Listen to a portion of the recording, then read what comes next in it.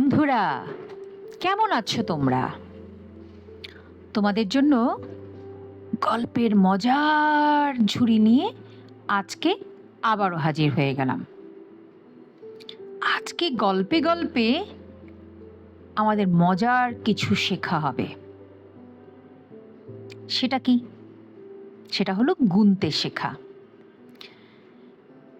আজকে আমরা গুনতে শেখার জন্য যাব বাজারে। বাজারে নিয়ে যাবেন আমাদের চাচা। চলো চাচার সাথে বাজারে যাই এবং গুনতে শিখি। চাচা বাজারে গেলেন, ছাগল কিনলেন,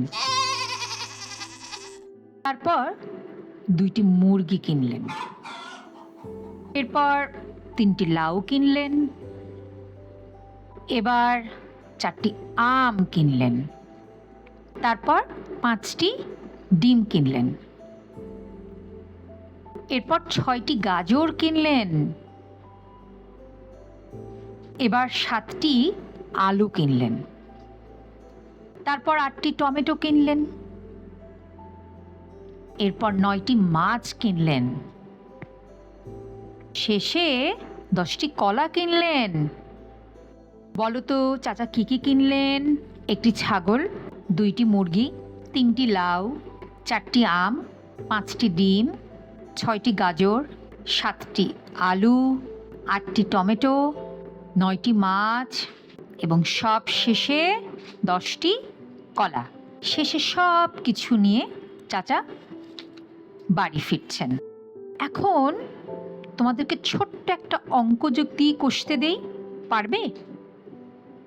বড়দের সাহায্য নিয়ে চটপট করে ফেলো তো।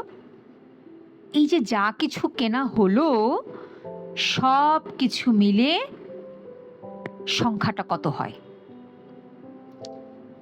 এবং এই সংখ্যাটা বের করতে তোমাদেরকে কি করতে হবে? যোগ না বিয়োগ? ভেবে বের করো তো। তোমরা অঙ্কটা করতে থাকো, পরবর্তী গল্পটা নিয়ে আমরা হাজির হয়ে যাব। ভালো থেকো, সুস্থ থেকো বন্ধুরা।